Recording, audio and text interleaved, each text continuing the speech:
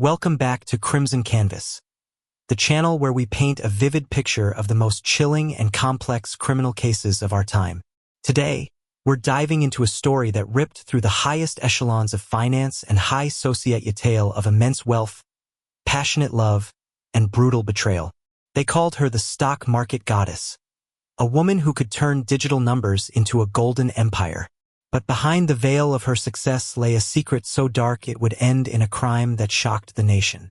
This is the story of ambition, obsession, and a love affair that concluded with a dismembered body and a multi-million-dollar mystery. It's a case that will make you question everything you think you know about the price of success. Before we unravel this shocking crime, if you're fascinated by the psychology of crime and the intricate details of investigations, make sure you hit that subscribe button and ring the notification bell. You won't want to miss what we have coming up. Now, let's get into the stock market goddess murder case.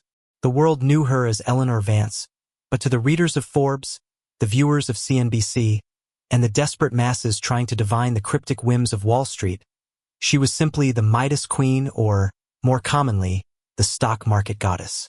At 34, Eleanor had an almost supernatural ability to predict market fluctuations. Her hedge fund, Elysian Capital, was a monument to her genius, a steel and glass behemoth in the heart of Manhattan that managed billions of dollars.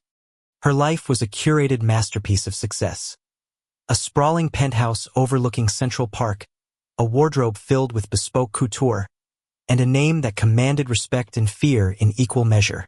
Eleanor was a woman sculpted from ambition and intellect.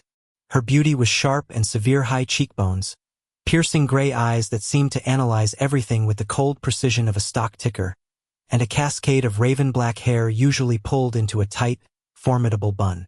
She moved with an unnerving stillness, her composure a shield that few had ever seen lowered. Her voice, a measured, low alto, could soothe anxious investors or dismantle a rival CEO with a few, carefully chosen words.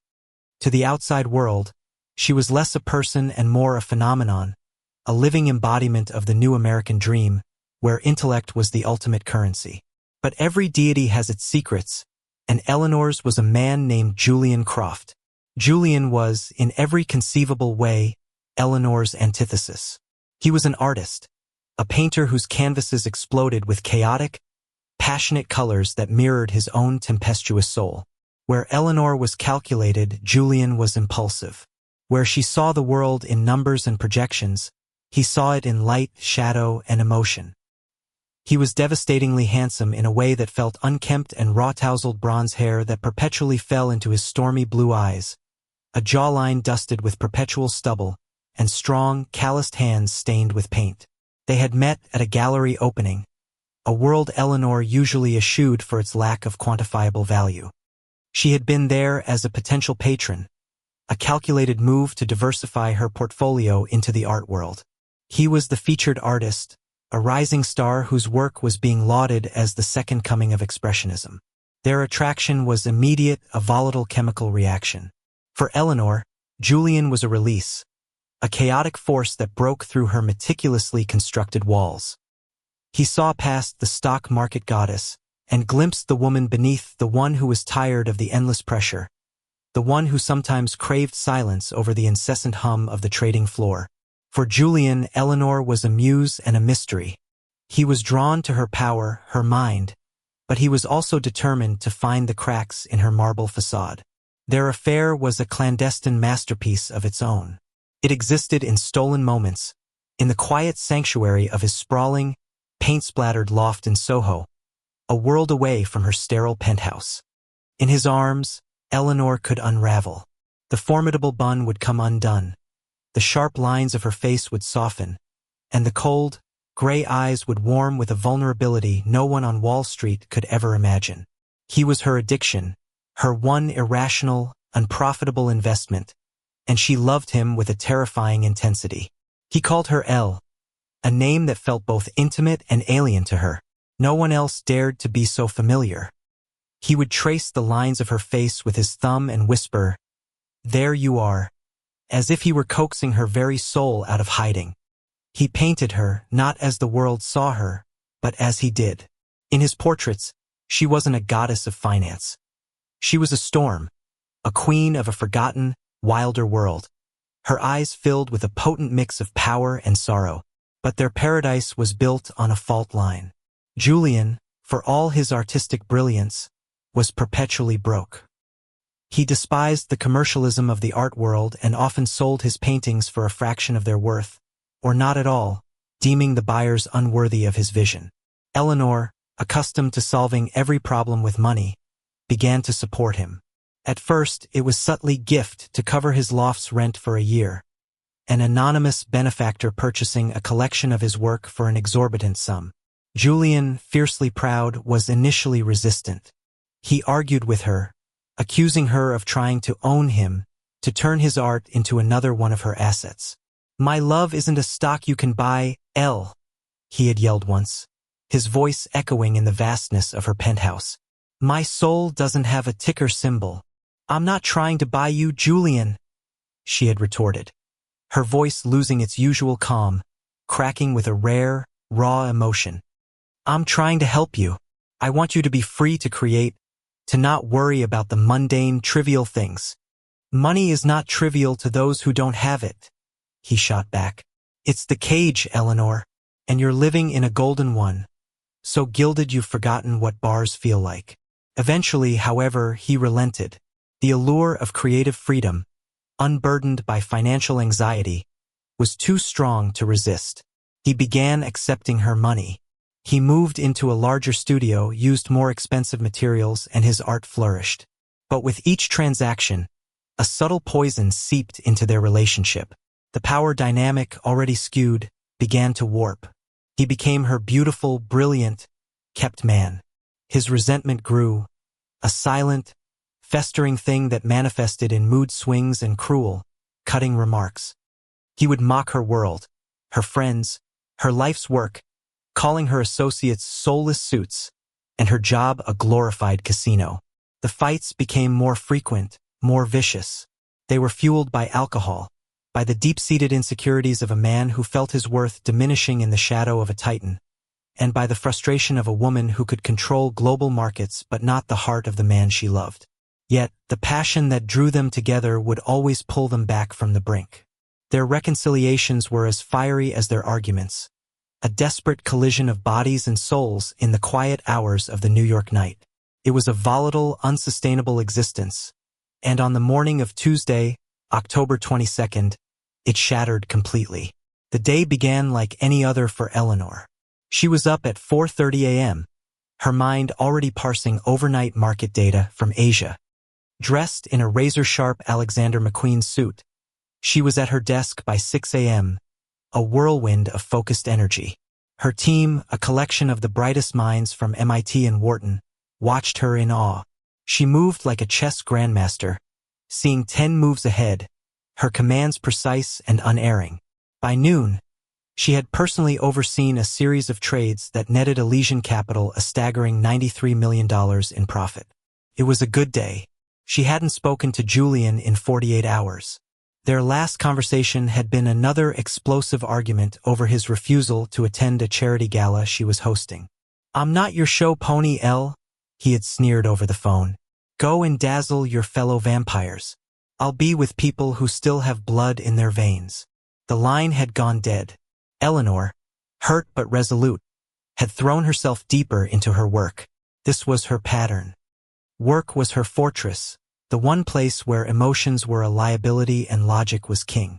She tried calling him around 3 p.m. The call went straight to voicemail. She tried again at 5 p.m. Voicemail, a sliver of unease, cold and sharp, pierced through her professional calm. Julian was erratic, but he rarely ignored her calls for this long. He was like a child, prone to tantrums but always coming back for reassurance. She left the office at 8 p.m., the city lights a glittering tapestry below. Her driver, a stoic man named Marcus who had been with her for years, navigated the chaotic traffic towards Soho. She needed to see him to break the tense silence. She needed the chaos of his loft to balance the sterile order of her own life. The address on Green Street was a historic cast-iron building, its grand facade a testament to a bygone era. Eleanor used her own key to enter the private elevator that opened directly into Julian's loft. The ascent was quiet, the gentle hum of the machinery a stark contrast to the frantic beating of her own heart. When the elevator doors slid open, the first thing that hit her was the smell.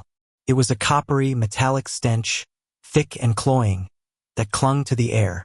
It was a primal smell that bypassed the brain and went straight to the gut, screaming of wrongness. The second thing she noticed was the silence. Julian's loft was never silent.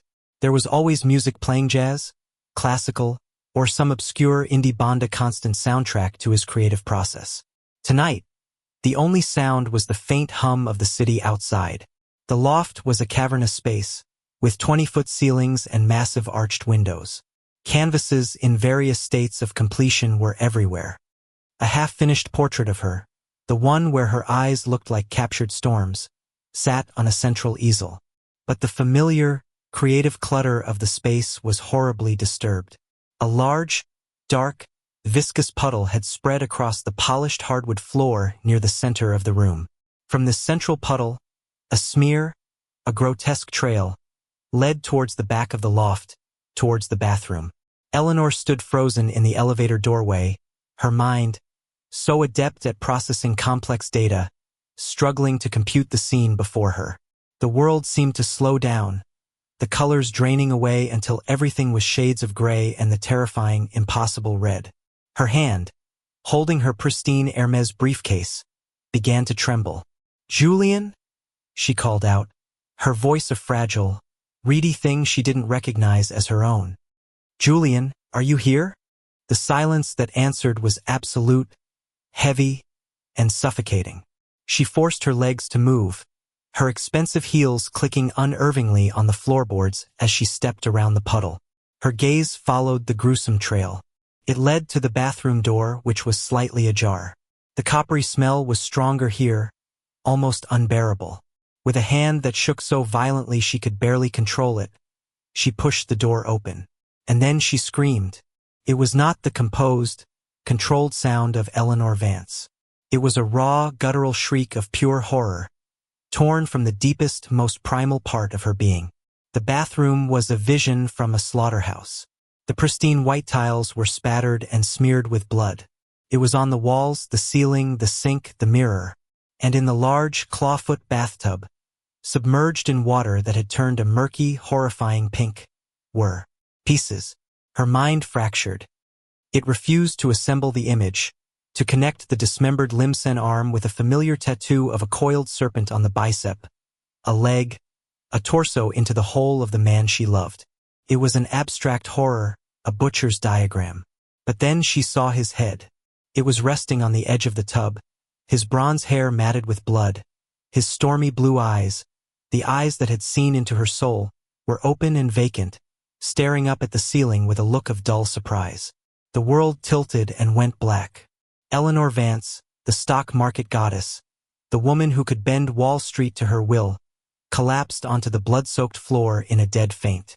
The investigation began less than an hour later, a brutal intrusion of reality into the surreal horror. Detective Miles Corrigan and his partner, Detective Lena Petrova, were the first on the scene. Corrigan was a veteran of the NYPD, a man whose weary, seen-it-all eyes were a stark contrast to Petrova's sharp, analytical gaze. They were an odd but effective pair. Corrigan had the gut instincts of a seasoned hunter, while Petrova had a mind like a steel trap, methodical and relentless. They found Eleanor being attended to by paramedics, her face ashen, her McQueen suit stained with blood from where she had fallen. She was in shock, barely coherent, muttering Julian's name over and over. Corrigan, with a gentleness that seemed at odds with his gruff exterior, tried to question her, but it was useless. Her mind had retreated, locking away the horror behind a wall of trauma. The scene in the loft was meticulously documented by the forensics team. It was a scene of both savagery and a chilling degree of precision. There was no sign of forced entry. The killer had either been let in by Julian or had a key. The dismemberment, according to the medical examiner who arrived later, had been done with a powerful saw, likely a reciprocating saw. The cuts were clean, efficient. It suggested the killer was strong and had some knowledge of anatomy, or at least a chilling pragmatism. This wasn't a crime of passion, the M.E., Dr. Alistair Finch, noted, his voice grim as he surveyed the tub. A passionate rage is messy, frenzied. Stabbing, bludgeoning. This is disposal. This is someone trying to make a body disappear, make it easier to transport. They were probably interrupted.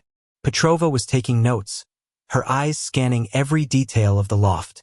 Interrupted by our victim's girlfriend, she murmured, gesturing towards the still-dazed Eleanor. The killer must have left in a hurry. Maybe took the murder weapon with them.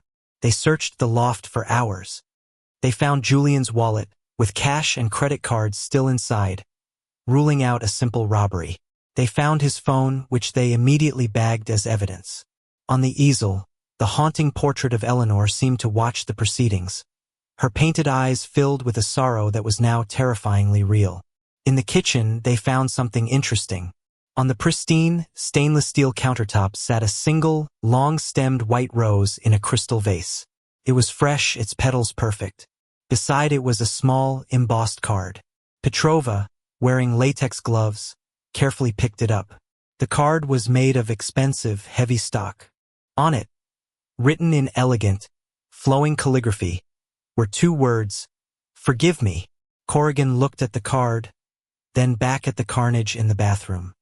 Forgive me? For this? What the hell kind of monster are we dealing with? The initial focus, as it always is in such cases, fell on the person who discovered the body. Eleanor Vance was now the star witness and the prime suspect in the murder of her lover. As the sun began to rise over the city, casting long shadows into the blood-drenched loft, Eleanor was escorted to the local precinct. The protective shell of the stock market goddess was gone, replaced by the raw, terrified vulnerability of a woman whose world had just been torn apart in the most brutal way imaginable. The news broke like a tsunami. Stock market guru's lover found dismembered, screamed the front page of the New York Post. The story was a perfect storm of sex, money, and violence that the media devoured with a ravenous appetite. The public was captivated. Who would want to kill the lover of one of the most powerful women in the country? Was it a crime of passion? A business deal gone wrong? Or was the goddess herself hiding a devil's heart? At the precinct, Eleanor had finally regained some of her composure. The shock had receded, replaced by a glacial, terrifying calm. Her lawyer, a high-powered corporate attorney named Benjamin Carter, who was more accustomed to hostile takeovers than homicide, was by her side. Carter was out of his depth and he knew it, but he projected an air of unflappable confidence. Detective Corrigan began the questioning. He was gentle but firm. "Ms. Vance, can you tell us about your relationship with Mr. Croft?" Eleanor's voice, when she finally spoke, was a monotone, devoid of emotion. "He was my partner." "Were you in an exclusive relationship?" Petrova interjected, her gaze sharp. Eleanor hesitated for a fraction of a second. "Yes. And your relationship? Was it a happy one?" Corrigan asked. "All relationships have their complexities," Eleanor said, her choice of words precise and detached. "We have phone records, Ms. Vance," Petrova said, sliding a preliminary report across the table. "They show a pattern of frequent and often lengthy arguments. The last call between you and Mr. Croft ended abruptly. He called you a vampire. Care to elaborate on that?" Benjamin Carter immediately stepped in. "My client is not on trial here, detectives. She is the victim of a traumatic experience. We will not have her character assassinated." Corrigan held up a hand. "No one is assassinating anyone, Mr. Carter. We're trying to find out who turned Mr. Croft into a jigsaw puzzle. Ms. Vance, did you and Julian have a fight?" Eleanor's gray eyes met Corrigan's. For the first time, a flicker of emotion broke through the ice. It was a flash of pain so profound it made the veteran detective flinch. "Yes," she whispered. "We fought. It's what we did." "What did you fight about?" "Everything. Money. My work. His pride." "Money is a powerful motive for murder, Ms. Vance," Petrova stated flatly. I gave Julian everything he wanted, Eleanor said, a bitter edge to her voice. Money was never an issue, wasn't it? Petrova pressed. Or was it the only issue? Did he resent you for it? Did you hold it over his head? That's enough, Carter said, standing up. My client is exhausted and traumatized. This interview is over. As Eleanor was led out, a thought struck Corrigan. He called after her. Ms. Vance, the flower, the card. Forgive me. Does that mean anything to you? Eleanor stopped. She turned, her face a pale, inscrutable mask. Julian was romantic, she said softly. He often sent flowers after a fight. The card. That was always his message. She turned and walked away, leaving the detectives with a chilling new possibility. Was the card an apology from a killer with a twisted sense of sentimentality? Or was it Julian's last, desperate plea for forgiveness, left for the woman he loved? A plea that was answered not with an embrace, but with a saw?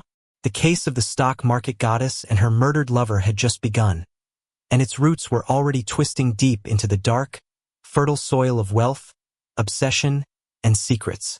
The golden cage had been broken open, and the monster that had been lurking inside was now free. The media frenzy surrounding the Julian Croft murder was relentless. Eleanor Vance's face was plastered on every screen, every newspaper. She was a tragic figure, a powerful woman brought to her knees by grief. She was a cold, calculating black widow. She was the victim. She was the perpetrator. The court of public opinion delivered its verdict daily, swayed by salacious headlines and anonymous sources who painted a picture of a toxic, money-fueled romance. Eleanor retreated into the sterile silence of her penthouse.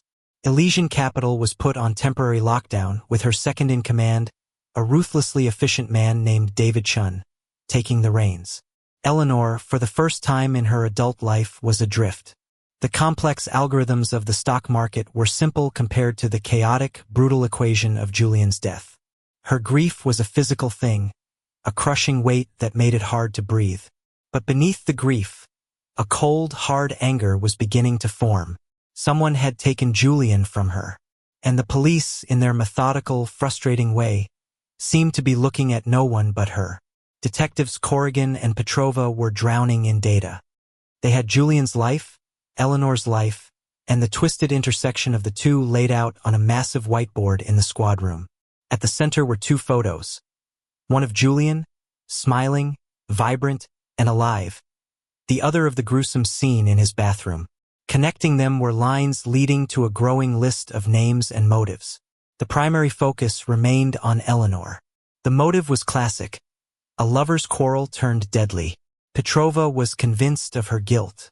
She has the motive, the opportunity, and the temperament, she argued during a late-night strategy session with Corrigan. She's a control freak.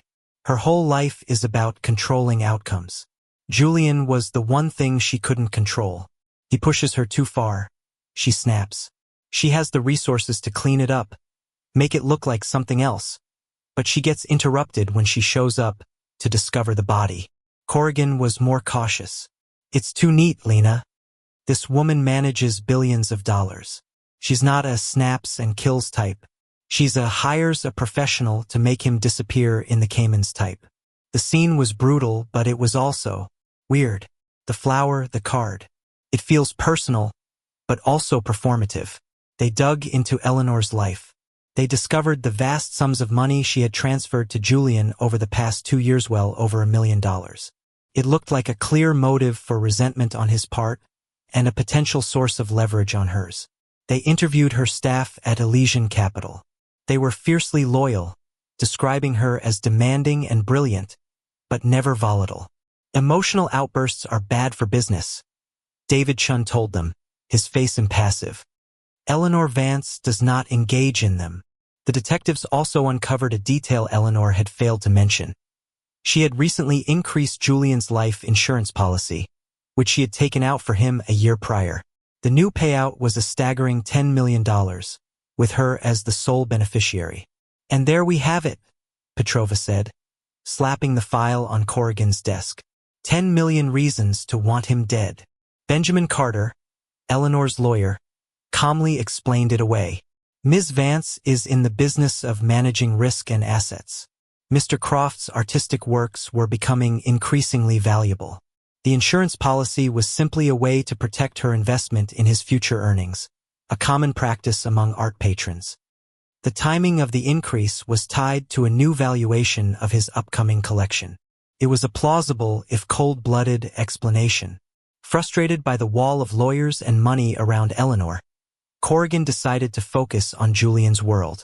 They entered the bohemian labyrinth of the Soho art scene, a world that operated on its own currency of talent, jealousy, and ego.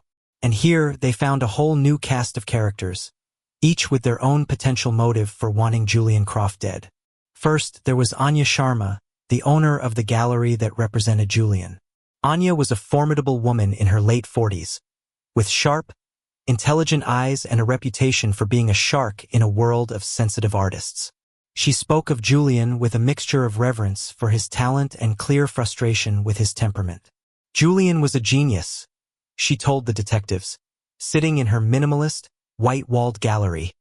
But he was his own worst enemy. He was difficult, arrogant, and utterly contemptuous of the people who wanted to buy his work. He called them vultures picking at his soul. Did he have any enemies? Petrova asked. Anya let out a short, humorless laugh. In the art world, darling, your closest friends are your fiercest rivals. Everyone was jealous of Julian, jealous of his talent, and especially jealous of his patron. Eleanor Vance, Corrigan stated. The goddess herself? Anya confirmed, a flicker of something unreadable in her eyes. She changed him. Before her, he was hungry. He fought for every sale. After her, he became complacent. The money made him lazy. It dulled his edge. Did you resent that? Petrova asked, her gaze unwavering. I'm a businesswoman, detective. Julian's complacency was bad for my bottom line. But murder? That's a bit extreme, even for this business. Anya had an alibi for the night of the murder. She was hosting a dinner party with 20 guests, all of whom confirmed her presence. But she gave them a new name to investigate, Marcus Thorne. Marcus Thorne was another artist, a contemporary of Julian's. They had come up through the ranks together, once friends, but now bitter rivals. Thorne's work was commercial, popular, and, in Julian's opinion, utterly soulless. Thorne, in turn, viewed Julian as a sellout, a kept boy who had traded his artistic integrity for a rich woman's money. The detectives found Thorne in his studio, a space as meticulously organized as Julian's was chaotic. He was a man with a sharp, angular face and eyes that burned with a barely concealed resentment. Yeah, I hated him, Thorne admitted with shocking candor, cleaning his brushes with a rag. I hated what he became. He had a gift, a real gift, and he let that woman turn him into her pet. He'd swan into gallery openings, mocking the rest of us who had to actually work to sell our art, to pay our rent. That's a strong word. Hate, Corrigan said. It's an honest one. The last time I saw him, about a week ago, we had a fight. Right here. He came to gloat about some new deal Eleanor had set up for him, a private exhibition for some tech billionaire. I told him he was a whore. He threw a punch. I threw one back. Thorne pointed to a faint bruise on his cheekbone. He had it coming. Thorne's alibi was shakier than Anya's. He claimed he was home, alone, working. My canvases are my only witnesses, he said with a smirk. He had motive, professional jealousy, and personal animosity.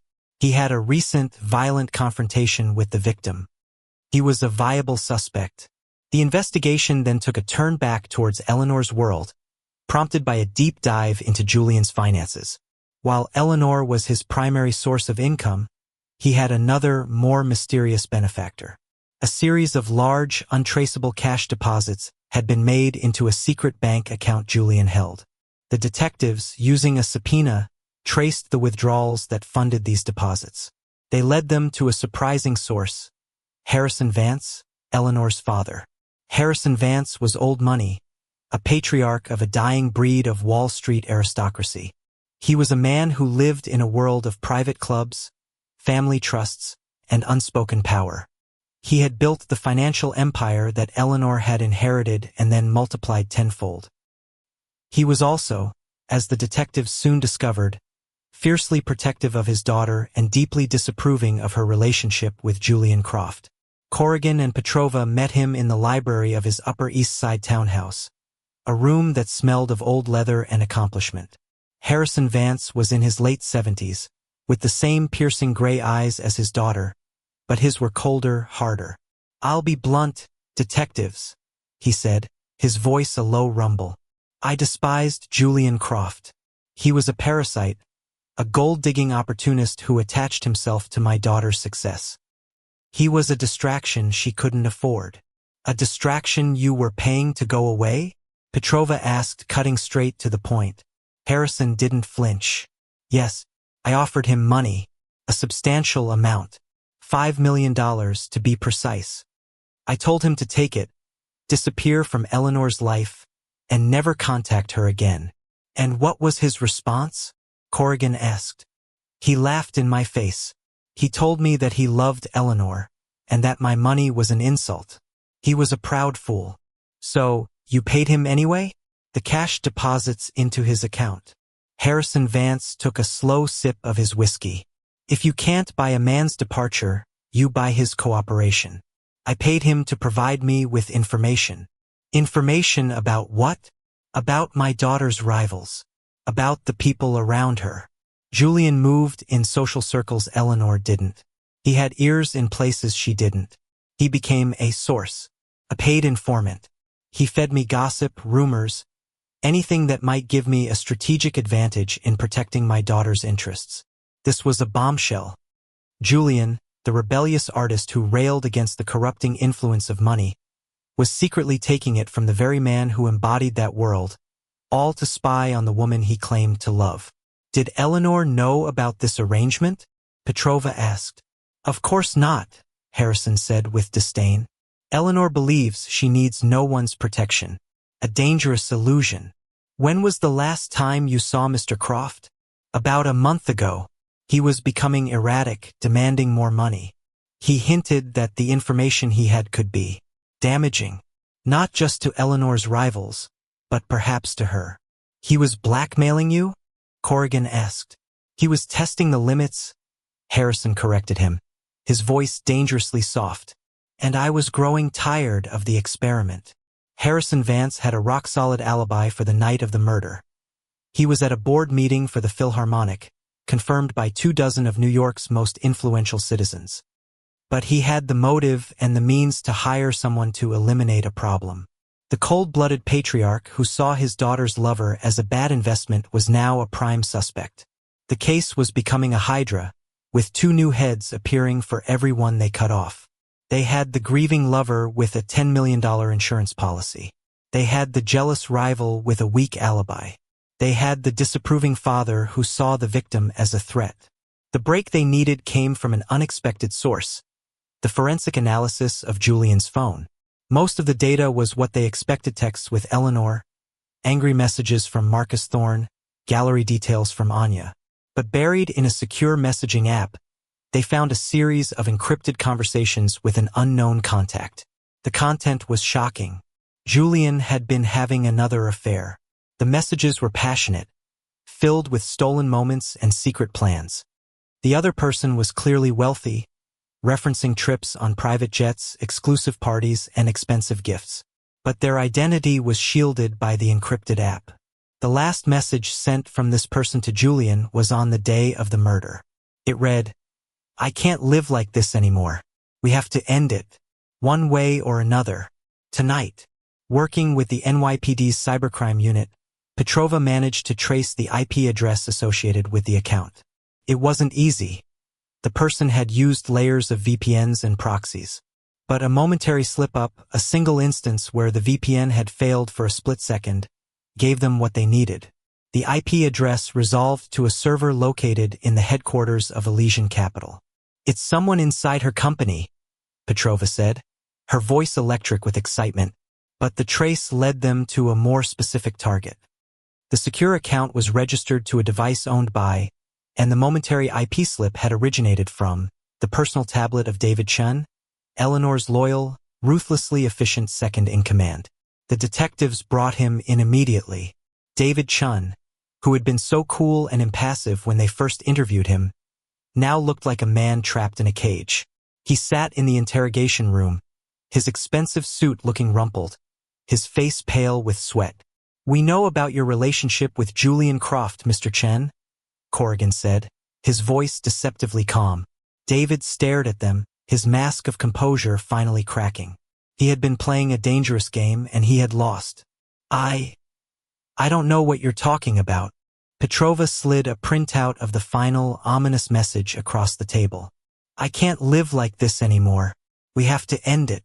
That sound familiar? David chin broke. He slumped in his chair, his head in his hands. "You don't understand," he whispered, his voice choked with emotion. "I loved him." His confession came out in a torrent. He had met Julian at one of Eleanor's corporate events. Like Eleanor, he had been captivated by Julian's energy, his passion, his utter disregard for their world of numbers and profits.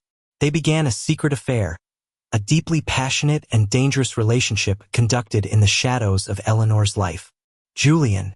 He was torn, David explained, tears now streaming down his face. He loved Eleanor, or at least he loved the security and the lifestyle she provided. But he loved me too. With me, he could be himself. We were equals. But you weren't equals, Petrova said, her voice hard. He was taking money from you, too, wasn't he? David nodded miserably. He was an artist. He needed support. I wanted to give it to him. On the day of the murder, Corrigan said, you sent him a message. You said you needed to end it. What did you mean by that? I meant the secrecy, David insisted, looking up, his eyes wide with desperation.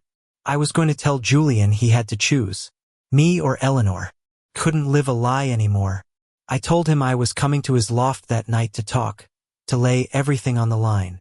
And did you go? No, he cried. I couldn't do it. I lost my nerve. I stayed at the office all night trying to work up the courage. I have security logs, keycard swipes. I never left the building. His alibi was checked and it was solid. David Chun had not left the Elysian Capitol building between 6 p.m. and 8 a.m. the next morning. He was devastated, heartbroken, but he wasn't the killer. However, he had given them the final, crucial piece of the puzzle. He said Julian loved the lifestyle Eleanor provided. Petrova mused as they walked out of the interrogation room. Everyone says that. The money, the access, the freedom from worry. Everyone assumed the money flowed one way, Corrigan said, a new idea beginning to dawn in his mind. From Eleanor to Julian. What if it didn't? Petrova finished, her eyes widening in realization. They went back to the beginning, back to Eleanor, back to the motive. They had been looking at it all wrong. They saw a powerful woman and a kept man. But what if the power dynamic was a carefully constructed illusion? They ran a new, deep-level financial trace, not on Eleanor or Julian, but on Elysian Capitol itself. They brought in a forensic accountant, a quiet genius of a man who could make spreadsheets sing. For 2 days, he sifted through layers of complex trades, shell corporations, and offshore accounts. And then he found it. An anomaly, a ghost in the machine, a secret, unauthorized algorithm running deep in Elysian's trading system. It was a masterpiece of deception, designed to skim minuscule fractions of a cent off every single one of the millions of trades the company executed each day. It was a digital siphon slowly bleeding the company. The amounts were too small to trigger any alarms, but over the course of 2 years, they had added up. The stolen money, totaling over $50 million, had been funneled through a dizzying maze of offshore accounts. The final destination was a numbered account in the Cayman Islands. An account that belonged to Julian Croft. The truth was staggering. Julian Croft was not a kept man. He was a master thief. He hadn't been Eleanor's parasite. She had been his mark. His entire relationship with her, his railing against her wealth, it was all a brilliant, cynical performance. He had used his intimate access to her life and her work to plant the algorithm and systematically rob her blind. The father was right, Corrigan said. staring at the evidence. He was blackmailing him. He must have found out what Julian was doing. And David Chun, Petrova added. Julian was probably using him to get information on the company's internal security systems. He played everyone. The final piece clicked into place. The motive wasn't love or jealousy or parental disapproval. It was money, but not in the way they had thought. This wasn't a crime of passion. It was business. The card, Corrigan whispered. Forgive me. It wasn't a lover's apology. It was a message. A final, taunting, cynical message. He must have found out, Petrova said. Julian was getting ready to bolt with the 50 million. He was going to leave her with nothing but a broken heart and a gutted company. But someone else discovered his plan first. There was only one person with the access, the intelligence, and the motive to uncover such a complex scheme and to act so decisively. Only one person whose entire world was threatened by Julian's betrayal. Corrigan and Petrova looked at each other. They finally knew who the killer was. Now they just had to prove it. They grabbed their coats. It was time for one last visit to the stock market goddess in her golden cage. The elevator ride up to Eleanor Vance's penthouse felt different this time. The first time, it had been a journey into a world of unimaginable wealth and power. Now, it felt like an ascent into the cold, rarefied air of a predator's lair. Detectives Corrigan and Petrova were silent, the weight of what they had discovered settling between them. They weren't just going to confront a murder suspect. They were going to confront a woman whose carefully constructed reality had been a monumental lie, and they believed she had responded with monumental violence. The penthouse door was opened by her lawyer, Benjamin Carter, who greeted them with a look of weary hostility. My client has nothing more to say to you, detectives. We have a warrant to search the premises, Mr. Carter, Corrigan said, holding up the document. And we have some new information we'd like to share with Ms. Vance. We can do this here or we can do it downtown. Your choice. Carter's jaw tightened, but he stepped aside. She's on the terrace.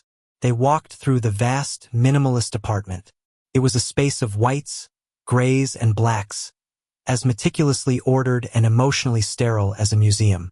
The only splashes of color came from the Julian Croft paintings that adorned the walls. In the wake of their discoveries, the passionate, chaotic canvases no longer looked like tributes to a fiery love affair. They looked like the spoils of a long con. Eleanor was standing on the terrace, a solitary figure against the breathtaking panorama of the New York skyline at dusk. She was dressed in a simple, elegant black dress, her hair down, flowing in the evening breeze. She didn't turn as they approached. She looked impossibly small and fragile against the immensity of the city she had conquered. The view is my favorite part of this place, she said, her voice calm, almost conversational. It simplifies things. From up here, everything is just a pattern. Lights, traffic, the flow of capital. You can see how all the pieces connect. That's what we're here to talk about, Ms. Vance, Petrova said, her voice sharp. Connecting the pieces. Eleanor finally turned to face them. Her gray eyes were clear and steady. The haunted, grieving woman from the precinct was gone.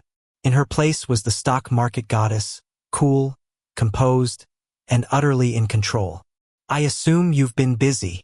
We found the ghost in your machine, Corrigan said, deciding to forego the usual preamble. The algorithm. The $50 million. We know Julian was stealing from you. A flicker of something surprise? Pain? Respect? Crossed Eleanor's face, so fleeting it was almost imperceptible.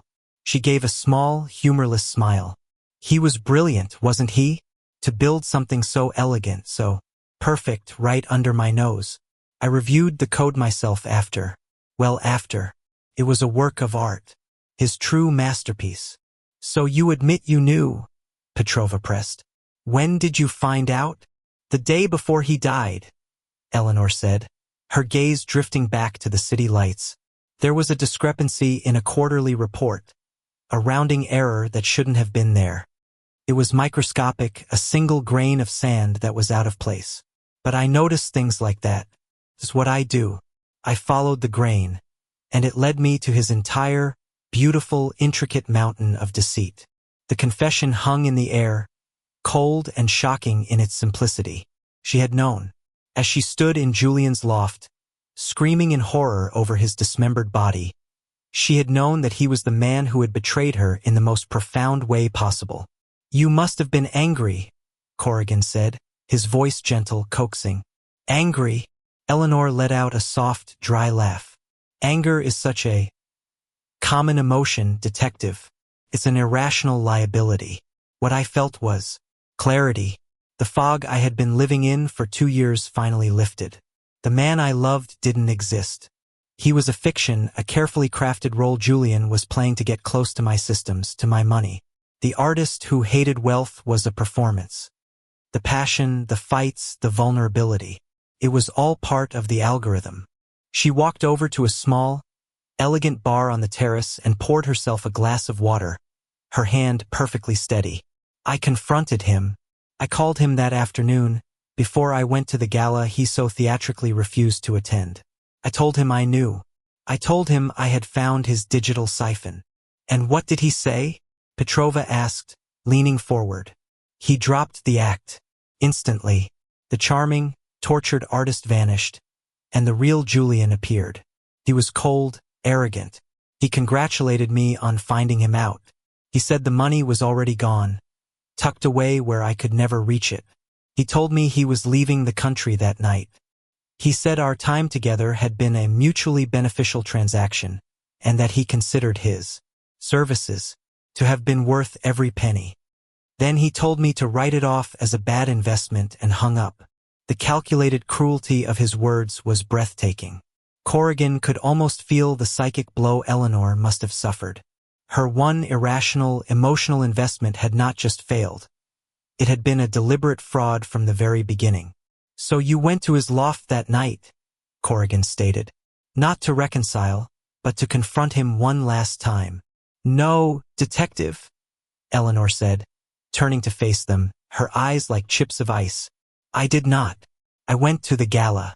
I gave a speech. I charmed investors. I did my job, because that is what I do. I do not let emotion dictate my actions." "We don't believe you, Ms. Vance," Petrova said. "You found out your lover was a con man who had stolen $50 million from you and was about to disappear forever. You went there to stop him." "And how did I do that?" Eleanor asked, a challenging glint in her eye. "How did I, a woman who weighs 120 pounds, overpower a man of his size and strength? And then what? Dismember his body with a saw? Does that sound like my methodology?" She had a point. The sheer physicality of the crime seemed at odds with the woman standing before them. But the motive was overwhelming. "You hired someone," Corrigan suggested. "My father, perhaps? He certainly had no love for Julian. A tempting theory, but my father is a man of finance, not butchery. His methods are far more elegant." "Then who?" Petrova demanded. "Who else knew what Julian was doing?" Eleanor was silent for a long moment. She looked from Corrigan's weary, knowing eyes to Petrova's sharp, accusatory gaze. She seemed to be making a final calculation, weighing variables and outcomes. Then, she sighed. "There was one other person," she said softly. "The one person I trust more than anyone. The person who helps me manage every aspect of my life, who anticipates my needs before I do. The one person who was as betrayed by this as I was." She looked past the detectives, towards the doorway of the penthouse. A figure had appeared, standing silently in the shadows. It was Marcus, her driver, the stoic, ever-present man who had ferried her between her two worlds, the world of finance and her secret world with Julian. Marcus stepped forward into the light. He was a tall man, powerfully built, with a face that was usually impassive, but now held a look of grim resignation. Corrigan and Petrova stared at him, stunned. The driver? It seemed impossible. "Marcus has been with my family since before I was born," Eleanor explained, her voice softening slightly. "His father was my father's driver. He is not just an employee. He is family. He saw what Julian was doing to me. He saw the fights, the emotional turmoil. He hated him for it, long before I knew the truth. Marcus spoke for the first time, his voice a low, steady baritone. I saw him for what he was, a user, a leech. I told Ms. Vance many times, but she wouldn't listen. Love is blind. On the day she found out about the theft, Marcus continued, looking at the detectives, she wasn't just angry, she was broken. I've never seen her like that. She told me everything, that he had stolen from her, that he was leaving that night. She said, I wish he would just disappear. So I made him disappear. The confession was delivered without a hint of remorse. It was a statement of fact, a problem solved. I went to the loft that evening, Marcus said. I used my own KMS. Vance had given me one for emergencies. He was there, packing a bag, a smug look on his face. I told him he wasn't going anywhere. He laughed at me, called me the hired help. He came at me. He was strong, but I was stronger. Corrigan remembered Marcus's military-style discipline, his physical presence. What was your background, Marcus? Before you were a driver. Special Forces, Marcus said flatly. 10 years. I know how to handle myself. The fight was over quickly. It was an accident. I didn't mean to kill him. I just wanted to stop him, to hold him until Ms. Vance decided what to do. But he fell, hit his head on the corner of that big metal table he used.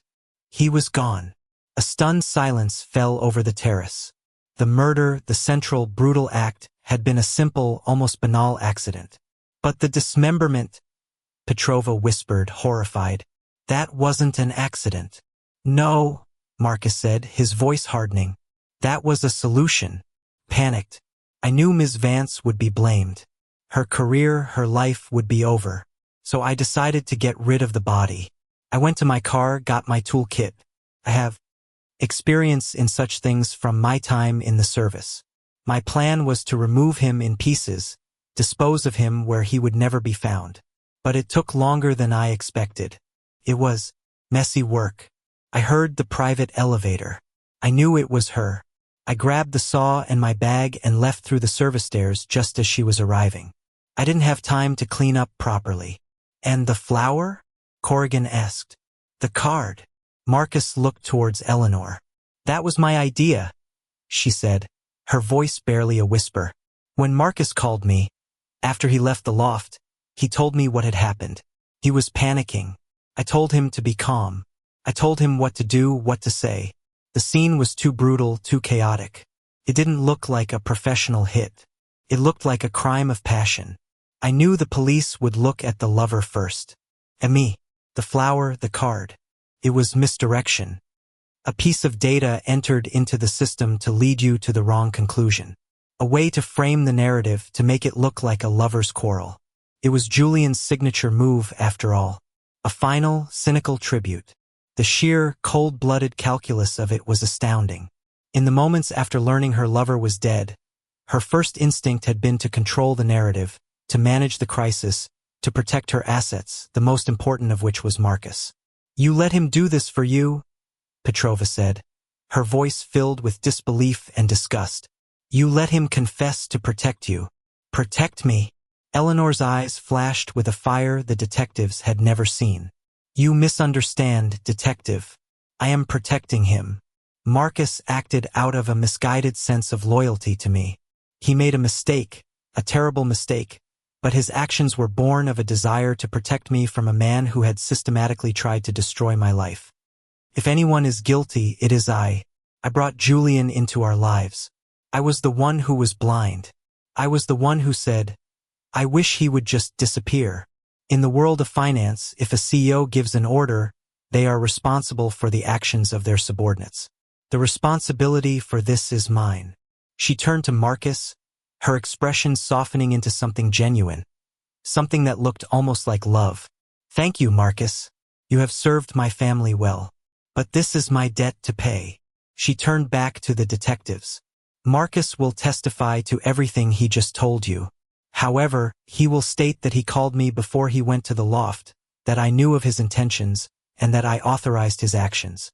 I will confess to conspiracy to commit murder. He will get a reduced sentence for his cooperation. My lawyers will handle the rest. It was her final calculation. She was cutting her losses, protecting her most loyal asset, and taking the hit herself. She would likely spend years in prison, her empire would be tarnished, but Marcus, her family, would be shielded from the worst of the fallout. She was, in the end, doing what she had always done, managing the crisis, controlling the outcome, and paying the price for a bad investment. As they led Eleanor Vance and Marcus out of the penthouse, Corrigan paused and looked back at the portrait of her on the wall, the one Julian had painted. Her painted eyes, full of storms and sorrow, seemed to be staring at the empty space on the terrace, at the glittering, indifferent city below. The stock market goddess, the woman who had lived in a golden cage of her own making, was finally brought down, not by a market crash or a hostile takeover, but by the one variable she had never been able to properly quantify: the messy, unpredictable, and ultimately fatal mathematics of the human heart.